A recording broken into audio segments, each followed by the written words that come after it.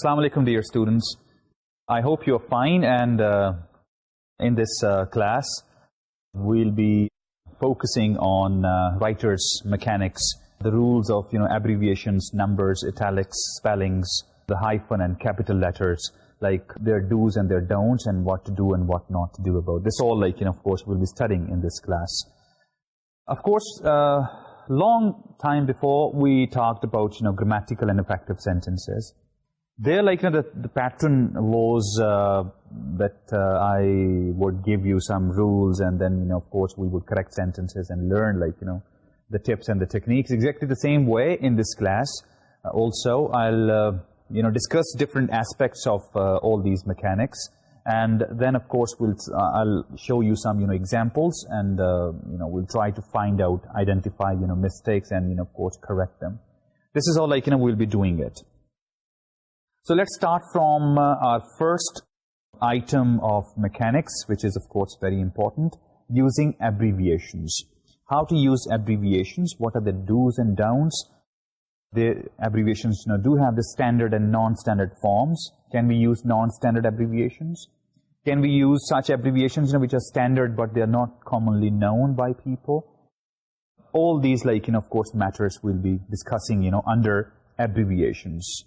Let's take a look. First of all, rule number 1 for abbreviations is use standard abbreviations for titles immediately before and after proper names. Now, abbreviations for title, for example, Mr. MR, Mrs. MRS, Ms. MS, Doctor DR, These are, of course, abbreviations of titles. And some, abbreviations of titles we can use at the end of, names, like PhD you can use at the end, or senior, junior you can use, at the end. LLB you can use, BA you can use, MA you can use, at the end. So, what rule says is, use only standard form along with the name. Now, when I say use standard form, for example, professor is one word, okay? And its abbreviation is, PROF and dot. Now, I cannot use this abbreviation in a sentence when the name is not there. For example, my history, PROF dot, was an expert on so-and-so thing. Now, PROF, this is an abbreviation, for titles, and it can only be used for names, not for, general categories or as a common noun. So, PROF, on your screen, you can take a look. A sentence is there, my history professor. Here, professor has been abbreviated. PROF was an expert on America's use of the atomic bomb in, World War II. Here, in such sentences, we'll be using full word professor. But when it comes with a noun, for example, Professor A.J. Smith, here, there is no need to use full word professor, PROF dot, and then, the name you can use. Let's take a look of, some abbreviations of titles before and after. On the screen, you can see a table with 2 columns. The left hand is titles before proper names. Like the first one, Mr., and then the name goes. Second one, Ms., and then the name goes. Then is, Mrs. Edward Horn. Then comes Dr. Dr. Margaret Simons. And then comes the Esquire John Stone. And then comes, Professor James. So this is how, abbreviations, which are standard forms, we can use. So this is how, we use abbreviations of, titles with proper, names. Now, let's see some abbreviations of title which we use after the proper names. Like, let's say a name is William Albert, and senior or junior, so SR you can, write. And Thomas Hines, for example, junior. And Anita, Lore as PhD. And Margaret Chin, as LLD. And Polly Stein as, DDS. These are abbreviations we use after. Now, point of understanding is that these abbreviations of titles are to be with the proper names. They should not be used as a common, item in a sentence, as I explained you with the help of an example. Let's move ahead. The second rule of abbreviations. The rule says, use abbreviations only when you are sure your readers will understand them. Look, let's say if I say UNO. Now, UN is something, which everybody can understand, or USA is an abbreviation, people can easily understand. But, or YMCA, for example, people can understand. But at the same time, we are not going to use such abbreviations, which people, generally speaking, do not generally understand or know. So better in that case is that you write the full-fledged, word. For example, CIA, yeah, I confess that, these days, this CIA is commonly known, but maybe in our country it's known, but in the rest of the world, perhaps people don't know what is CIA. So when you write CIA, you need to write its full. C for, I for, A for. So the full-fledged, items you have to write. I have prepared a list of, some abbreviations which probably people generally, do not know. So better we write the full-fledged, versions.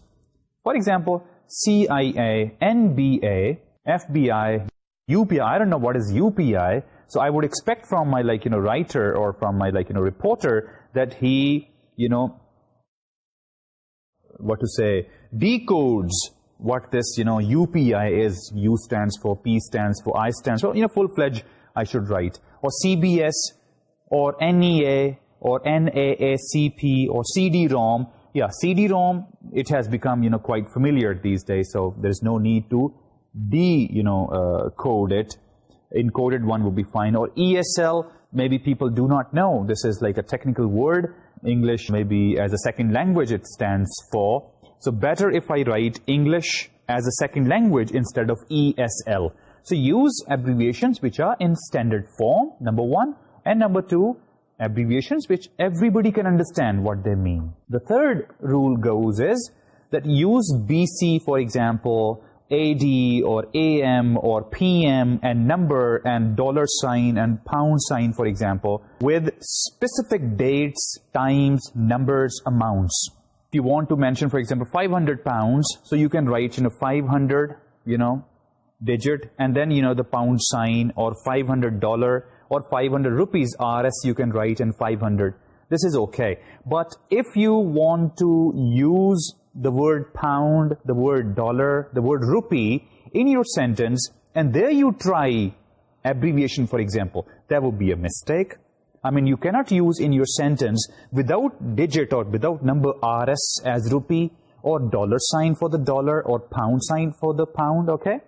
So this makes sure that you use these symbols, these abbreviations, when, specific dates are there, specific times are there, numbers are there, amounts are there. Without these specification, you cannot use them. For example, at the place of morning, if you try AM, I would like to see you in the AM. Of course, people understand AM stands for morning, but this will be a sin. This will be a mistake. Why? Because time factor is not present with it. If you say I would like to see you at 8 AM. Now here it's fine. People understand fine the time and AM. Otherwise, if you want to mention morning through AM, so better you delete AM and you write there morning. I would like to see you in the morning. Or evening, you write PM, for example. That would be a mistake. So use these AM, PM, or, BC, AD, dollar sign, pound sign, or signs of such sorts when the digits are also with them. At the same time, there are some Latin abbreviations. For example, we use EG, which is exemplary gratia, or we use ETC, etc., or we use, I dot, E dot as idecit. Try to use Latin abbreviations sparingly. Don't, at the place of EG, my advice is write, for example. At the place of IE, write, that is. So this is better. Avoid Latin, abbreviations. Go for such abbreviations which are standard in form, which are easily understood by people. by everybody. The next principle of abbreviations is avoid inappropriate abbreviations. For example, if I request you come back onto the screen and take a look, what are possibly inappropriate? It's a long list of inappropriate abbreviations. It's a common error also. People do try in their writing, but I would say, like, stay away, from such, use. For example, for personal name, especially in newspaper, these are these days very common, like, they go for the short names. That should be avoided, actually. Like, if Charles is the name and you write Chase, C-H-A-S-E, Chase, and if units of measurement, for example, at the place of pound, you write L and B, a short word for pound, abbreviation. Full word P-O-U-N-D should be, written. And exactly the same way for the days of the week, Monday as M-O-N, Tuesday as T-U-E, Wednesday as W-E-D. This is inappropriate. Full word should go, frankly speaking, in formal writing, of course. Yes. In informal writing, yes, no problem. You can go for these abbreviations, we can, we'll accept these. But when you are producing, for example, a formal piece for, your formal readers, then abbreviations have, they have to be appropriate. Exactly the same way, like, names of months, for example, like Jan for January, Feb for February. Even, like, people just speak Jan and Feb, like mentioning, January and February, and March for M-A-R, and April for, and then, November N-O-V, and December D-E-C. Better go for appropriate, full-fledged, names. Then for, Christmas Day, like, X and M-A-S, Xmas, an abbreviation. Christmas word full should go. Then course of study, for example. Like political science, people abbreviate as pol science, for example. This is inappropriate. It should go, full-fledged. Then division of written works, like chapter people abbreviate as CH and page as P, CH.P. Researcher, or you and me, we can understand, for example, CH.P. It means, chapter so-and-so and page so-and-so. But a common reader, for example, who's got nothing to do with, the research thing, and who even does not know, like, what mechanics are, actually. Probably he knows one or two globally known abbreviations, for example, the one, like, which I said, see, USA, for example, or United Nations, for example. But, like, he does not have very minute understanding of the subject. And, of course, he'll be confused. He's not going to have any idea, like, what CHP stands for. And exactly the same way, states and countries. Like for Pakistan, you write, let's say, PAK only. Or for Massachusetts, MA or Mass. Or for England, ENG, let's say. For Australia, AUS, this is inappropriate. In formal writing, I'm again and again saying, formal writing. In informal, fine. There is a place, but formal, of course, not. Then, parts of a business name. Let's say there is the word Adams Lighting Company, and it can go Adams Lighting Co. Company is usually abbreviated as Co. Kim and Brothers Insurance, for example. So here only KB Insurance, that is inappropriate abbreviations. And then there is one example for you. You can take a look. Eliza promised to buy me 1 pound of Govida chocolate for my birthday, which was last Friday. Now, in this sentence, there are 2 abbreviations, which have been used. And, of course, that's the inappropriate use of these abbreviations. For example, the first one was for pound, as LB sign for pound, and for Friday as FRI. And, of course, it's a mistake. It's the inappropriate use of it. At the place of pound, LB, we'll delete it and write the full word pound. For Friday, full word it should go. So this is how, the rules of, like, abbreviations. If we recount, abbreviations, number 1, abbreviations should be in standard form. Number 2, the rule of thumb is that use such abbreviations, which an average reader can understand. Number 3, use abbreviations like, the one which we use for time, we use for amount, we use for, age, for example.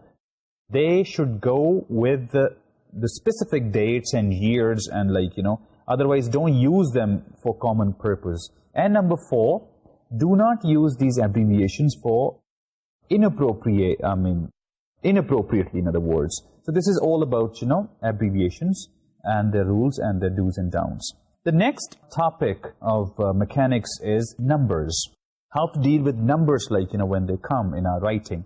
Let's see the rule number 1 for numbers. It goes, spell out numbers of 1 or 2 words or those that begin a sentence. Use figures for numbers that require more than 2 words to spell out.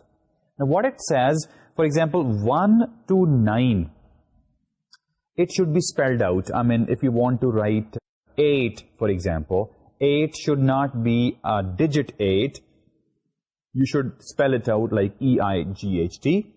But if there are numbers which are more than, let's say, 9, let's say 10, 11, 12, and onwards, they, of course, can be written as, figures, like, at the place of, like, 10, you can write the digit 10. If it's 9, you have to, like, use, of course, the word N-I-N-E. This is how, we do it. An example is in front of you. Now, some 8 years later, Muffin is still with us. In the sentence, the digit 8, has to be spelled out as E-I-G-H-T. In the second sentence, I counted 176 CDs on the shelf. Now, this 176, it makes, your sentence longer, of course, like, when you write words for the number. So, better you, in this case, when digits are in more than one form, I mean, like, more than 9, for example, then you better go for the number. So, it would be, 176. 176 will be the number written in the sentence, and then, the sentence length, of course, will be shorter.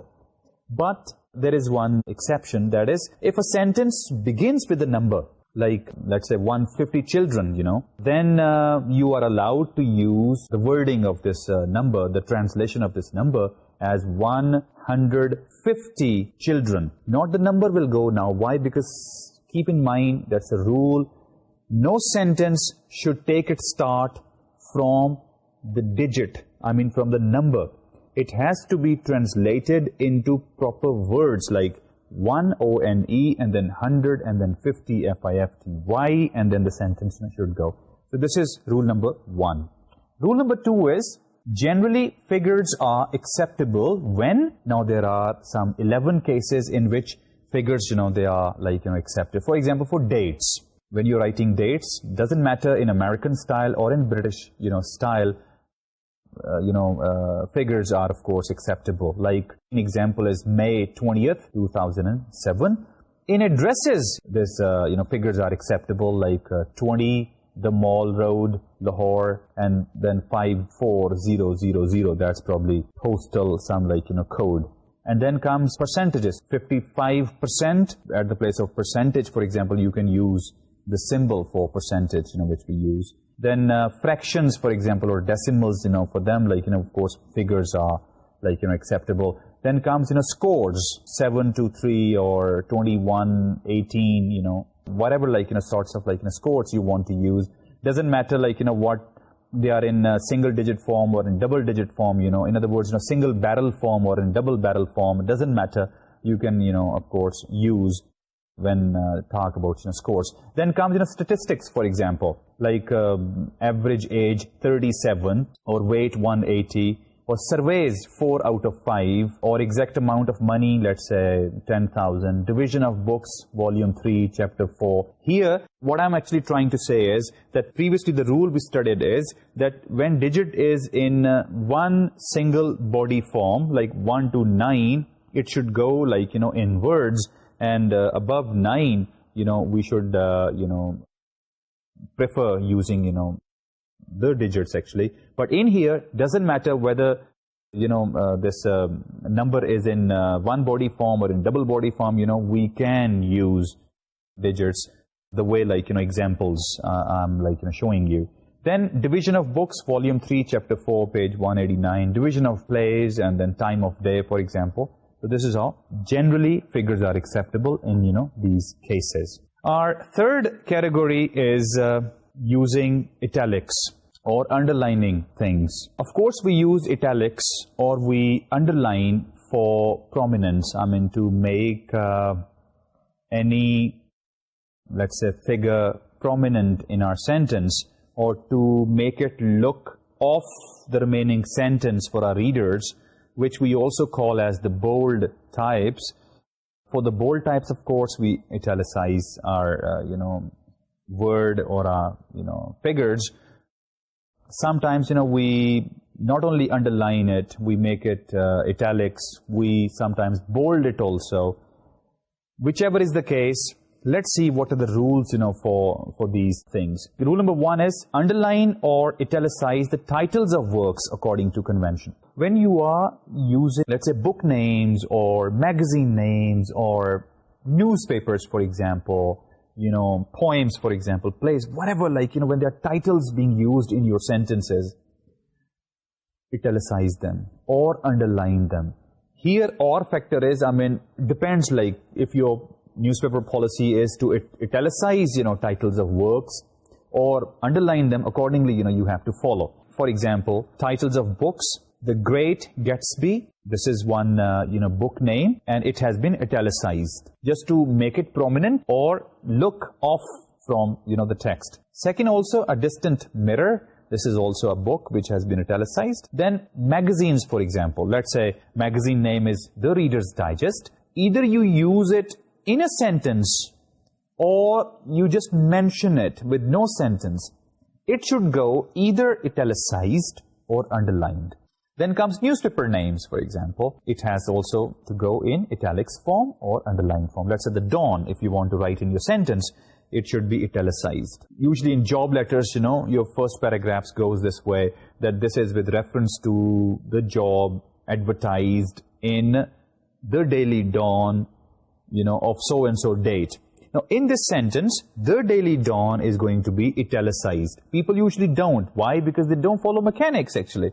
So it has to be italicized or underlined, because it's, we call it, titles of works. Doesn't matter if they are not books, they are newspapers or they are magazines. That doesn't matter. But still they are titles of works. They should go either underlined or italicized. Then comes, let's say, long poems like The Wasteland, The Paradise Lost. They should be either italicized or underlined. Comes next, plays like King Lear, Macbeth, Romeo and Juliet. These are, titles of works. Make them italicized or underline them. Films names, for example, when you use, they should also go in italics form. Sometimes by mistake, people put inverted commas, to make them stand off the text. That's a mistake, common error, in mechanics. Underlining or italicizing is the only option, which we can have. Then comes television programs, for example, Fridays or 60 Minutes or whatever is, underline or italicize. Don't ever, put commas across just to make it off the text. Or radio programs, for example, all things, considered. Whatever is the, program name, underline or italicize them. Rule number 2 is, if you are using in your sentences the names of ships or trains or aeroplanes or aircrafts, spacecrafts, they are going to be underlined. There is only one option here. You cannot put commas across, you cannot italicize them, or even you cannot bold them. You have only one option, and that is whatever is the name of whatever ship, aircraft, train, whatever, you're going to underline it. Any vehicle name, you talk about, Toyota, you talk about Honda, for example, Mercedes, whatever the names are, they're going to be underlined. Like a sentence in front of you, the success of the Soviets' Sputnik galvanized the US space program. Now here in this, there is spacecraft Sputnik, and it is going to be underlined, not bold, not italicized, not in inverted commas, only underlined. Please do not forget this. Rule number 3, underline or italicize foreign words used in an English sentence. When you use foreign words, they are going to be also underlined. Example, although Joe's method seemed to be successful, I decided to establish my own modus operandi. Now, this modus operandi is a foreign word, it's underlined. And now let's move towards our next rule that says underline or italicize words mentioned as words, letter mentioned as letters, and numbers mentioned as numbers. Let me illustrate this point with the help of some examples. Number one, Tim assured us that the howling probably came from his bloodhound hillbilly, but his probably stuck in our minds. Now, in this sentence, the whole sentence is of speaker except the word probably. Like, the way we quote direct speeches. When we quote direct speeches, we put that very part in inverted commas. Here, according to this rule, if you are using not a direct speech, but you are quoting someone's word, for example, in your sentence, in that case, you're going to underline that word. Usually, like people use their bodies also when they speak, they use their bodies, to give it a stress. For example, his word probably. Now, this punctuation, gesture we use to highlight or give stress to. But in writing, of course, people cannot see you speaking this sentence and the stress added to. So what writers do actually, a word which is not their word actually, they are quoting someone's word, and that word, of course, takes the central part of the sentence, then that word is underlined. One more sentence for you. Sarah called her father by his given name, Johnny, but he was unable to pronounce J. Now, in this sentence again, the way J is pronounced, for example, in someone's language, that girl, she was unable to do it. Another very nice example, and of course, I'm sure you will be very clear about this rule. A big 3 was printed on the door. Now, 3 is underlined. Why? Because this is what actually, in the very first sentence, probably was the word, which was confusing for them. And in this sentence, a big 3 was printed on the door. This 3 is something which they are actually talking about, okay? And this 3 is the one which is, in the rule said as, use number, mentioned as number. So for this, it should go underlined. Next one is avoid excessive underlining or bold for emphasis. Look, there are 3 ways of making things prominent in your text. One way is you can underline. Second one is you can make it italics. Third one is you can make it bold. Now, sometimes we overuse, the tricks of prominence. Like we apply all the 3, methods or, the ways of making text. Not only we underline it, we make it italics also, we make it bold also. This is, frankly speaking, overusing the point, and we also call it superfluous. Either use one at a time. You can make it bold, or you can make it, underlined, or you can, make it italics. Do not do 2 or 3 at the same time. The next item under mechanics is spelling. Everybody's problem, quite confusing, especially in English language. Why? Because in English language, one sound does not have one symbol. And this, confusion actually aggravates the situation, when comes the point of learning to spell words. There are, of course, certain rules we can follow, to spell English words out. Let's take a look of, those rules. Rule number 1 towards spelling is become familiar with your dictionary. Look here, the only book which can guide you towards the spellings, of course, is the dictionary. I remember I gave you one full-fledged class, on the dictionary use. Of course, dictionaries are made on keywords. And then, of course, their derivatives and their, compounding, is also given. Dictionary is the first and the very primary source of learning to spell your words. So you need to know, the use of, dictionary. And then inside the dictionary, you have, some abbreviations, which are grammatical abbreviations. Like, for example, if there is a word which is singular, then SING is the plural, PL Or you can find if it's a present participle, including ing thing, there are some symbols. For infinitives, are symbols. For adjectives and adverb and noun and verb, all these symbols, you really need to know.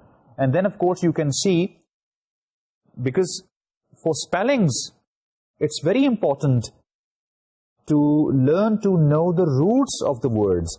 If you know the roots of the words, and after that, the step is know the prefixes and suffixes. A word may be very difficult to spell out, but if you follow these steps, find out the root of the word, and then see, like, which prefix has been used or which suffix has been used, then, of course, you can very easily know the spellings, and, of course, you can come out of this confusion. But still, there are, of course, some rules to follow. Second principle says, discriminate between words that sound alike but have different meanings. This is another important thing towards spellings. For example, affect is one word with A-F-F-E-C-T and E-F-F-E-C-T. Of course, both are different words. They have different spellings. They have different use. Even their word forms are different, Therefore, be very careful about such words which are spelled out differently but pronounced same way.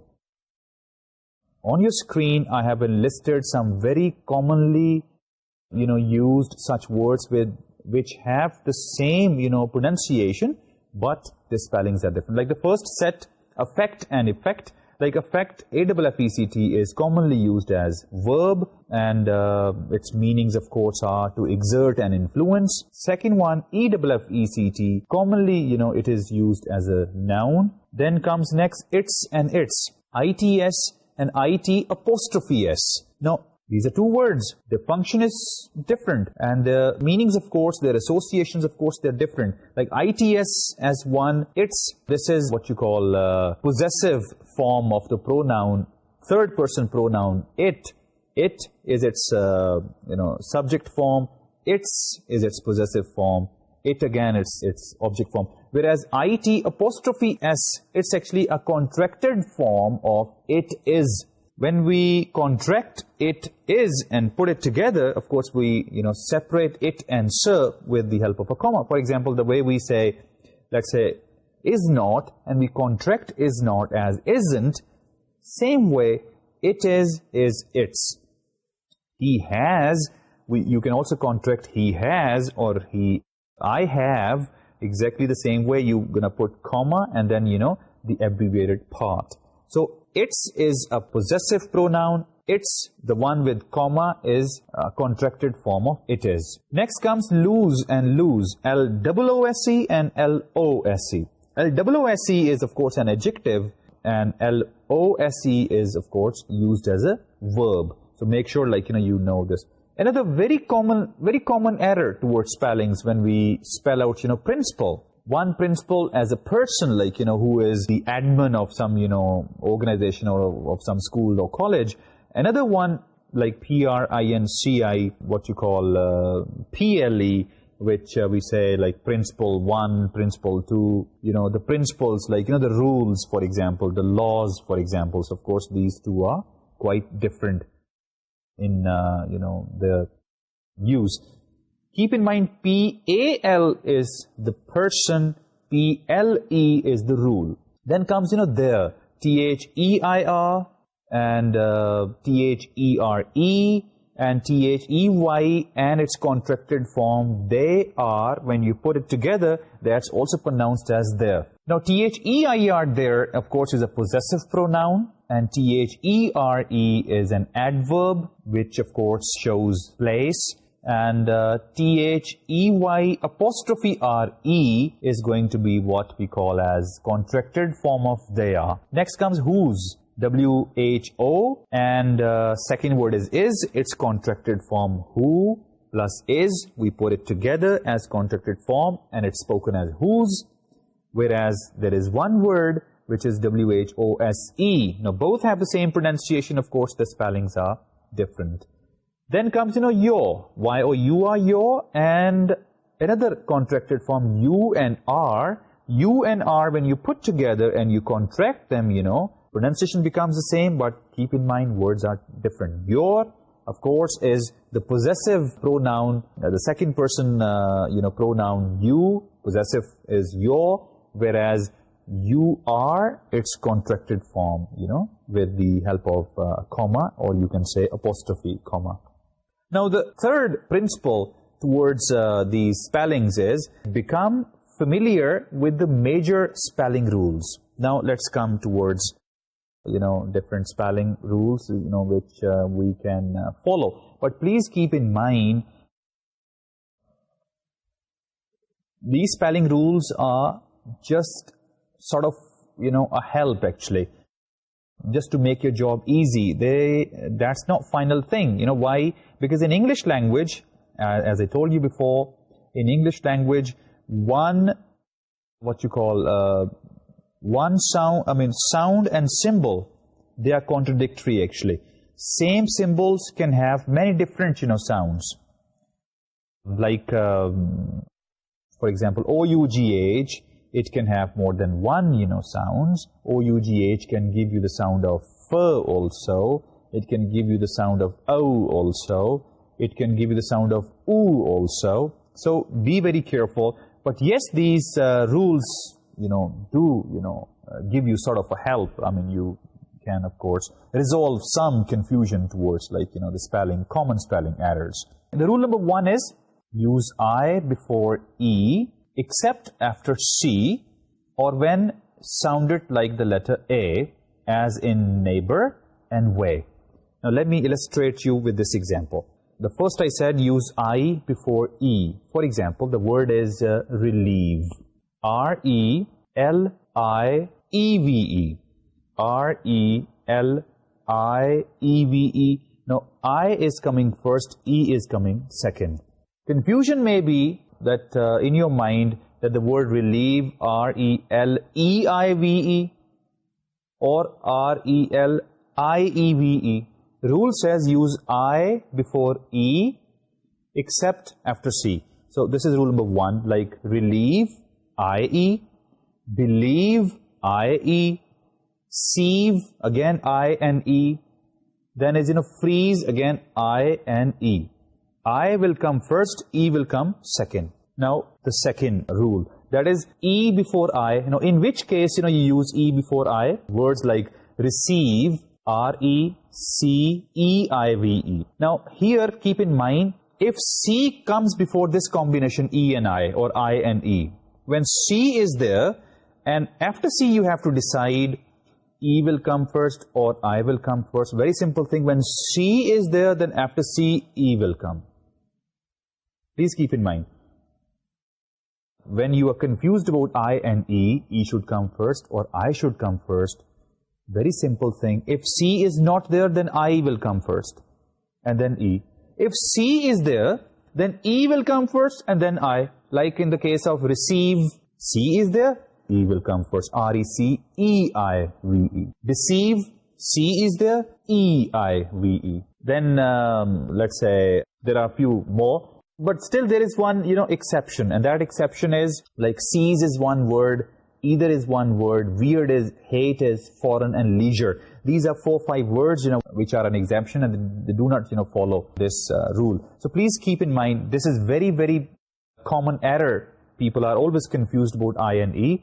If C is not there, then I will come first. If C is there, then E will come first. So this is rule number 1. Rule number 2 is generally drop a final silent E. For example, D-E-S-I-R-E. Now, in this word, E is the final letter. So, principle says, drop a final silent E when adding a suffix. Now, suffix is a word which we add at the end of a word that usually begins with a vowel. Now, the rule says, in the word desire, D-E-S-I-R-E. Now, E is silent. When you want to add one suffix, that can be in the form of ing, for example, like desire, and you want to now add ing. Rule says, drop this E. So, D-E-S-I-R-I-N-G. E will be dropped. Like in remove, R-E-M-O-V-E. E is a silent letter. You want to add one suffix. That is, let's say, able. From remove, you want to make a word removable, and this E again will be dropped. But sometimes we do not drop this E when the rule says keep the final E if the suffix begins with a consonant. Now, if the suffix, the word or the group of letters which you are using at the end of this word, and if that group of letters starts with consonant. Now, what is consonant? A, E, I, O, and U. These 5 are vowels. Remainings all are consonant. So, if you're adding a group of letters and the first letter is consonant letter, then E will not be dropped. Like in the case of achieve, and you want to make a word achievement. Now, A-C-H-I-E-V-E. Now, E is an issue, and suffix is ment. Achieve, ment. Ment starts with a consonant M. Therefore, E will be there. It will not be removed. Another example is care, C-A-R-E, care. And suffix is full. Full starts with the letter consonant F. E will be very much there. So, it will be care, C-A-R-E-F-U-L, full. So, this is all, we will be doing things about the letter E. Silent one, of course.